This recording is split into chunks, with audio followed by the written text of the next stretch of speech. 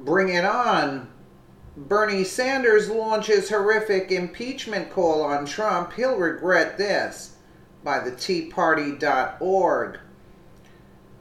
The Soviet lover, failed Democratic presidential candidate Bernie Sanders unleashed his vitriol in a new attack on President Donald Trump. Thursday on CBS this morning, he demanded that Trump resign immediately from the presidency on account of the Access Hollywood tapes that were broadcast during the 2016 presidential campaign, Breitbart reports. In his words here. Good morning. Before we get to the tax plan, I first want to ask you about your colleague, Senator Franken. I know you called for him to resign yesterday, but last month you said it was up to Minnesota. What made you change your mind? Well, I think the additional evidence that came forward, but I think what we have got to recognize as a nation, that this is a problem not only impacting high-profile men. What I worry about right now, as we speak, is that in restaurants and in offices all over this country, where you have bosses who are not famous, there is harassment of women, women are being intimidated, and we need a cultural revolution in this country. And to my mind, it has to do with a woman's right to control her own body, to get equal pay for equal work, to have access to reproductive rights. So we have a lot of work to do to protect women's equality in this country. All right. Let me take it a little step further. We have a president of the United States who acknowledged on a tape widely seen all over the country that he's assaulted women. So I would hope maybe the president of the United States might pay attention of what's going on and also think about resigning. This old fool, he has lost his mind. But if your point is, it is not just Al Franken, you are absolutely right. To even remotely compare the accusations against Trump and the scandal surrounding Al Franken is just about as insane as abolishing private property and handing control of every aspect of your lives to a centrally planned government, something a loon like Sanders would do in a heartbeat. For one thing, we have photographic proof that Franken assaulted women. He's even confessed to it. Meanwhile, you have the locker room talk of Trump, which isn't in any way a specific confession of actually having acted on anything that was said. And for another thing, Sanders has to do so much dirt on him. It's amazing Trump hasn't fired back and called on Sanders for his resignation. Back in May, it was reported by The Hill that the FBI had begun investigating Sanders' wife, Jane, for possible fraud, specifically for creating falsified loan documents during her term as the president of Burlington College.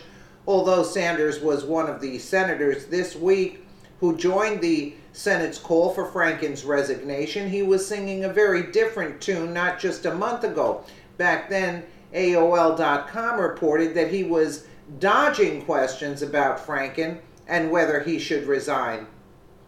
I think that's a decision for Franken and the people of the state of Minnesota. Sanders, we'll take a listen. I don't have to read it. Listen what he said before. Do you think that Al Franken should resign? I think that's a decision for Al Franken and the people of the state of Minnesota. My understanding is that Al is a very popular senator. People in Minnesota think that he is doing a good job, and his political future will rest with the people of Minnesota. You gotta laugh. Sanders similarly dodged questions about then-President Bill Clinton and whether he should have also resigned from his post during the Monica Lewinsky scandal of the 1990s, and when Juanita Broderick accused him of rape in 1999. Reports the Washington Examiner. I don't think that at this point our goal is to look back 20 years or 30 years, Sanders said. What a hypocrite. Our goal is to go forward, and our goal is to understand that we have a real crisis in this country today within the political world, within the corporate world, within the media world, where women are being harassed every single day. A question for you, Mr. Sanders. Would you say the same about Roy Moore? The flimsy evidence, free accusations against him are more than 3 decades old. It's like 38 years.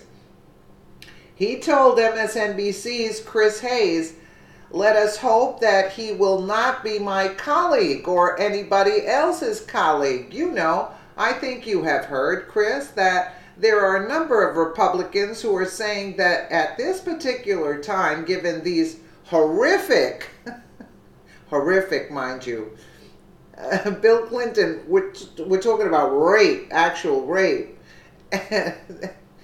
and even Franken grabbing. Okay, yeah, but you're talking rape here, and Clinton is walking free, right? So given these horrific charges against Mr. Moore, that it would be appropriate for him to step aside.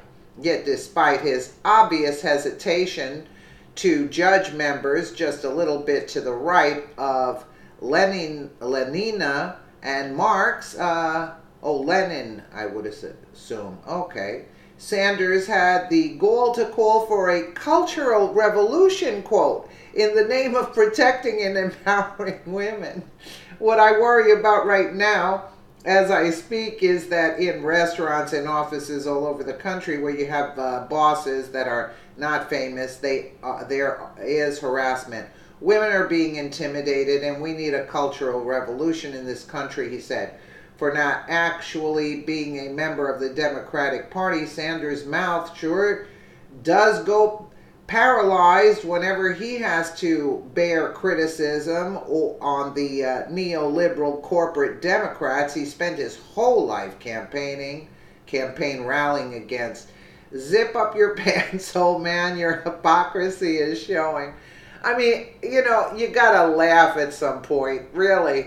You just gotta laugh, and you know, and this is basically how he feels about Trump, and you can be sure of that. I just want to say, thank God he wasn't the president, but there's no way this guy would win. So he would have won moreover than Hillary. So Trump was a landslide. Let's just be honest here. Let me know what you guys think in the comments below, and again, thank you so much for watching.